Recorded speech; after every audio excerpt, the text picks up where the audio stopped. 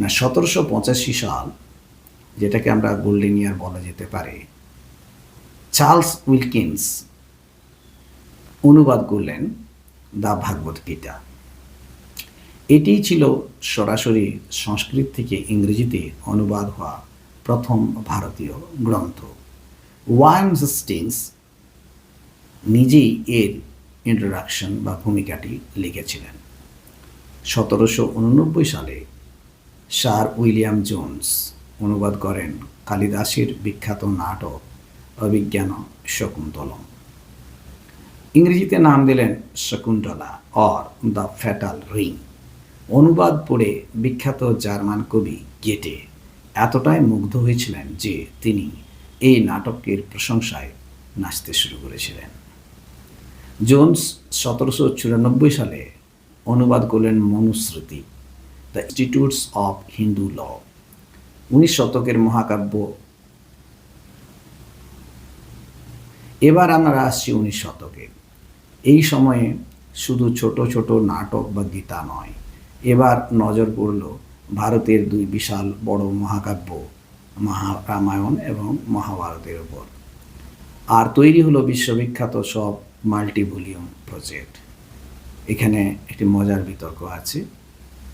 Edwin Arnold যখন 1825 সালে গীতার কাব্যিক অনুবাদ করলেন এবং নাম দিলেন দ্য সং সিলেস্টিয়াল, অনেকে বলেন এই কাব্যিক অনুবাদের ফলে টেক্সটের মূল একাডেমিক গুরুত্ব কমে গিয়েছে। এই যুগের অনুবাদগুলো আরেকবার আমরা দেখে নিই। 1855 এইচ উইলসন প্রথমবার সম্পূর্ণ ঋগ্বেদ ইংরেজিতে অনুবাদ করেছিলেন। 1879 থেকে 1910 সাল, এই সময়টা ছিল ফ্রেডারিক ম্যাক্স মুলার তার সম্পাদনার কাজ। তিনি সম্পাদনা করলেন the sacred book of the east. 50টি খণ্ডের এক বিশাল প্রজেক্ট, যেখানে উপনিষদ থেকে শুরু করে বৌদ্ধ, জৈন প্রভৃতি সমস্ত ধর্মের পবিত্র গ্রন্থগুলোকে ইংরেজিতে অনুবাদ করে এক জায়গায় আনা হয়েছিল। 1889 থেকে 1896 আমাদের বিখ্যাত বাঙালি পণ্ডিত কিশোরী মোহন গাঙ্গুলি ইতিহাস রচনা করলেন। তিনি প্রথমবার মহাভারতের সম্পূর্ণ ইংরেজি গদ্য অনুবাদ প্রোজ ট্রান্সলেশন করলেন। এবার আসি বিংশ শতাব্দীতে।